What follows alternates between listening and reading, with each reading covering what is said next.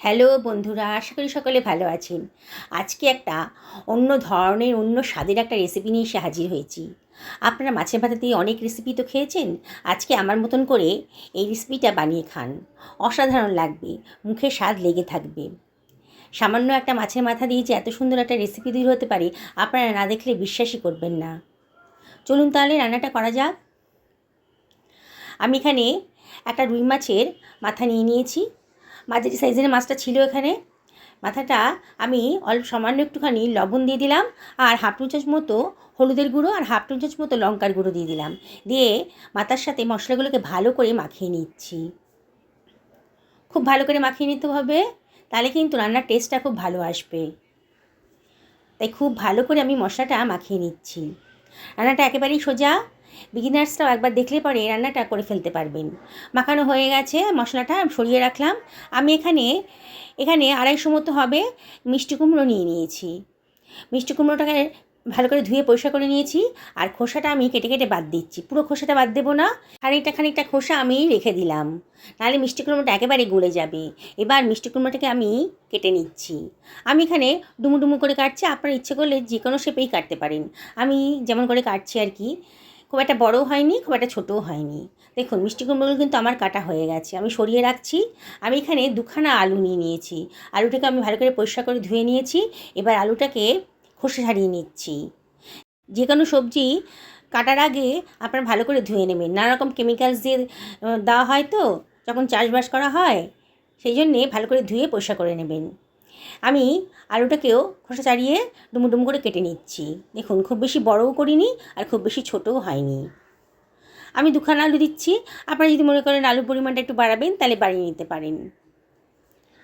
দেখুন আমার আলুটাও কাটা হয়ে গেল, সরিয়ে রাখছি। আমি একটা পেঁয়াজ নিয়ে নিয়েছি মাঝারি সাইজে। পেঁয়াজের খোসাটা কেটে বাদ দিয়ে দিয়েছি, আর পেঁয়াজটাকে মাঝখান দিয়ে কেটে ওপরে সাদা অংশটা কেটে বাদ দিয়ে দিলাম। এবার পেঁয়াজটাকেও আমি কেটে নিচ্ছি। প্রথমে লম্বা লম্বা করে কেটে তারপরে পাতলা পাতলা করে কেটে নিচ্ছি, একেবারে মিহি করে কাটা হয়ে যাচ্ছে। দেখুন পেঁয়াজটাও কাটা হয়ে গেল, এবার সরিয়ে রাখছি। একটা মাঝারি সাইজের টমেটো নিয়ে নিয়েছি। টমেটোটা আগে ধুয়ে পরিষ্কার করে নিয়েছি। এবার টমেটোটাকে আমি কুচি কুচি করে কেটে নিচ্ছি। একটা টমেটোই দিলাম এখানে। টমেটোটাও কাটা হয়ে গেছে। এবার এগুলোকে সব সরিয়ে রাখছি।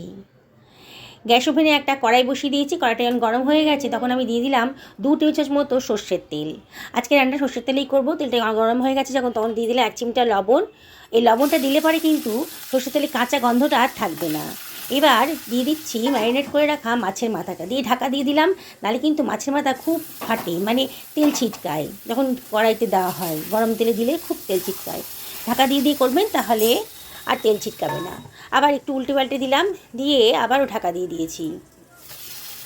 দেখুন মাছের মাথাটা কিন্তু বেশ ভালো করে ভাজা হয়ে যাচ্ছে। ঢাকা দিয়ে দিয়ে করলে পরে আর কোনো অসুবিধা নেই। এবার মাছের মাথাটাকে আমি খুন্তি দিয়ে ভেঙে নিচ্ছি, তাহলে ভেতরে কাঁচা ভাবটা একেবারেই থাকবে না, খুব সুন্দর করে ভাজা হয়ে যাবে। দেখুন আমি খুব সুন্দর করে মাছের মাথাটাকে ভেঙে নিয়ে ভেজে নিয়েছি।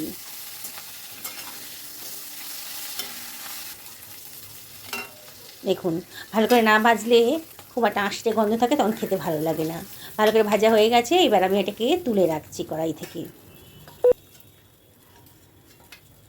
এবার ওই তেলের ভেতরেই আমি দিয়ে দেব কেটে রাখা আলুটা। আলুটা ভালো করে ধুয়ে পরিষ্কার করে রেখেছিলাম। এবার দিয়ে দিলাম আলুটা, দিয়ে হাফ টি চামচ মতো লবণও দিয়ে দিলাম, আর দিয়ে দিচ্ছি হাফ টি চামচ মতো হলুদের গুঁড়ো। দিয়ে আলুটাকে একটু ভাজা ভাজা মতো করে নেব। গ্যাসের ফ্লেমটা হাইতেই রেখেছি, আর অনবরত কিন্তু নাড়ছি। আলুটা শক্ত বলে আলুটা আগেই ভাজতে দিয়ে দিলাম। আলুটাকে ঢাকা দিয়ে দেবো মিনিট 2-এর জন্যে। ঢাকা দিলে তাড়াতাড়ি ভাজাটা হয়ে যাবে। এবার ঢাকাটা তুলে নিয়েছি। দেখুন আলুটা কিন্তু সুন্দর একটা কালার চলে এসছে, মনে হচ্ছে একটু নরম হয়ে গেছে, পুরোপুরি ভাজা হয়নি। এই অবস্থায় আমি দিয়ে দিচ্ছি কেটে রাখা মিষ্টি কুমড়োটা। মিষ্টি কুমড়োটা একটু পরে দিলাম, দিয়ে এবার সব কিছু ভালো করে মিশিয়ে নিয়ে আবার একটু ভাজা ভাজা মতো করে নেব। আবার আমি ঢাকা দিয়ে দেবো মিনিট 2-এর জন্যে। 2 মিনিট বাদে দেখুন আবারও মিষ্টি কুমড়ো আলুটা কিন্তু একটু সুন্দর কালার এসে গেছে। এইভাবে ঢাকা দিয়ে দিয়ে ভাজবেন, আর মাঝে মাঝে ঢাকাটা তুলে একটু নাড়াচাড়া করে দেবেন, নাহলে কিন্তু পোড়া লেগে যেতে পারে। তাহলে তাড়াতাড়ি ভাজাটাও হয়ে যাবে, সময়ও কম লাগবে। আর গ্যাস খরচও কম পড়বে।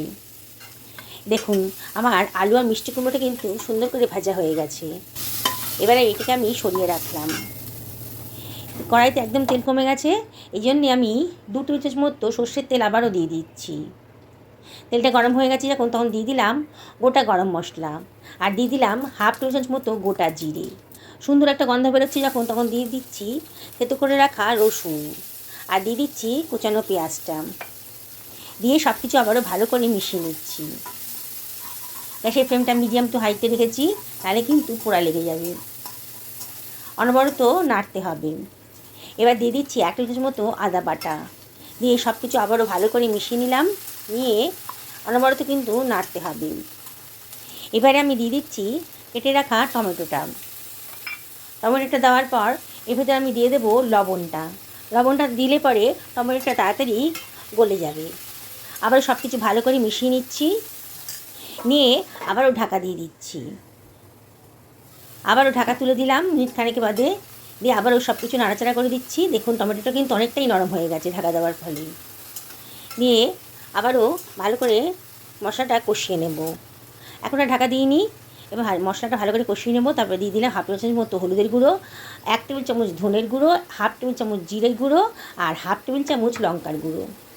আর দিয়ে দিচ্ছি সামান্য একটু জল, এই 2 টেবিল চামচ মতো জল দিয়ে দিলাম। লঙ্কাটা অবশ্যই আপনারা নিজেদের পছন্দ মতো দেবেন, কীরকম ঝাল পছন্দ করেন সেই অনুযায়ী লঙ্কাটা দেবেন। দিয়ে মশলাটাকে ভালো করে কষিয়ে নিচ্ছি। যত ভালো করে মশলাটা কষাবেন রান্নার টেস্টটা কিন্তু ততই ভালো আসবে। তাই অনবরত নাড়াচাড়া করে মশলাটাকে ভালো করে কষিয়ে নেবেন। মশলাটা সুন্দর করে কষানো হয়ে গেছে। আমি একটু একটু করে জল দিয়ে কিন্তু মশলাটা কষাচ্ছি, খুব বেশি তেল দেওয়া হয়নি তো, তাই অল্প অল্প জল দিয়ে বারে বারে মশলাটা কষিয়ে নেবেন। তাহলে কিন্তু খুব সুন্দর করে মশলাটা কষানো হয়ে যাবে। দেখুন, দেখেই মনে হচ্ছে মশলাটা বেশ ভালো করে কষানো হয়ে গেছে। এইবারে আমি ভেজে রাখা আলু আর মিষ্টি কুমড়োটা দিয়ে দিলাম। দিয়ে সব কিছু ভালো করে মিশিয়ে নিচ্ছি। আলু আর মিষ্টি কুমড়োর গায়ে যেন মশলার স্বাদটা ভালো মতো ঢুকে যায়। এবারে ভালো করে সব কিছু মিশিয়ে নেব। মিনিট খানেক কিন্তু ভালো করে কষিয়ে নিতে হবে, আর অনবরত কিন্তু নাড়তে হবে। বন্ধুরা, রেসিপিটা কিন্তু অত্যধিক সোজা। এবার দিয়ে দিচ্ছি গরম জল। এমন করে জলটা দিলাম আলু আর মিষ্টি কুমড়োটা যাতে ডুবে যায়। খুব বেশি পাতলাও হবে না, খুব বেশি ঘনও হবে না, একটু মাখো মাখো হবে রান্নাটা। তাই জলটা দিয়ে দিলাম, এইভাবেই জলটা দিলাম। এবার আমি গরম জলটা দিলাম কারণ রান্নাটা তাড়াতাড়ি হবে আর রান্নার কালারটা কিন্তু খুব সুন্দর আসবে। এবার ঢাকা দিয়ে রাখছি 5 থেকে 6 মিনিটের জন্যে, মিডিয়াম টু হাই ফ্লেমে। 5 মিনিট বাদে দেখুন, দেখেই মনে হচ্ছে আমার কিন্তু রান্নাটা হয়ে এসছে। তাও চেক করে নিচ্ছি, দেখুন আলু মিষ্টি কুমড়ো সব কিন্তু খুব ভালো করে সেদ্ধ হয়ে গেছে। এইবারে আমি ভেজে রাখা মাছের কাঁটাটা আমি দিয়ে দিলাম, দিয়ে সব কিছু ভালো করে মিশিয়ে নিচ্ছি। বন্ধুরা, রেসিপিটা এত টেস্টি না, এক থালা ভাত কিন্তু এটা দিয়ে খাওয়া হয়ে যাবে। একটা ছোট্ট মাছের মাথা দিয়ে পুরো পরিবারের জন্যে একটা রেসিপি তৈরি হয়ে গেল। কতগুলো কাঁচা পাকা লঙ্কাও দিয়ে দিলাম, আর দিয়ে দিচ্ছি 1/2 টেবিল চামচ মতো গরম মশলার গুঁড়ো, দিয়ে দিচ্ছি ধনেপাতা কুচি, আর হাতে ডলে একটু কসুরি মেথিও এর ভেতর দিয়ে দিচ্ছি। দারুণ সুন্দর টেস্ট আসবে। অল্প খরচে একবারে ঘরোয়া রান্না তৈরি হলো, কিন্তু এটা দিয়েই এক থালা ভাত কিন্তু খাওয়া হয়ে যাবে। দারুণ টেস্টি। বন্ধুরা, রেসিপিটা ভালো লাগলে পরে একটা লাইক করবেন। গ্যাসের ফ্লেমটা অফ করে ঢাকা দিয়ে রাখবো মিনিট 2-এর জন্য রেস্টে। 2 মিনিট বাদে দেখুন কত সুন্দর তরকারিটা রেডি হয়ে গেছে। বন্ধুরা, রেসিপিটা ভালো লাগলে একটা লাইক করবেন, আর অবশ্যই কমেন্ট করবেন। পুরনো বন্ধুদেরকে অনেক ধন্যবাদ, তাদের সাপোর্টের জন্য আজকে এত দূর আসতে পেরেছি। আর নতুন বন্ধুদেরকে রিকোয়েস্ট করব আমার চ্যানেলটা সাবস্ক্রাইব করার জন্যে। পাশে থাকা বেল আইকনটা অবশ্যই ক্লিক করে দেবেন, তাহলে আমার রান্নার নোটিফিকেশানটা আপনারা চটজলদি পেয়ে যাবেন।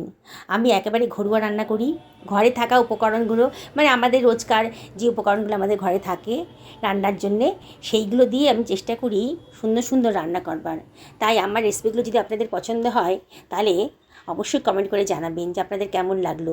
গরম ভাতের সাথে দেখুন আমি সার্ভ করে দিয়েছি, কি ভালো দেখতে লাগছে দেখুন, দেখে খেতে ইচ্ছে করছে তো। তাহলে এবার যখন মাছ আনবেন, মাছের মাথাটা দিয়ে এই রান্নাটা অবশ্যই করবেন, আর অবশ্যই আমাকে কমেন্ট করে জানাবেন যে আপনাদের কেমন লাগলো। সকলে ভালো থাকুন এই কামনা করেই আজকে ভিডিওটা এখানে শেষ করলাম। নমস্কার।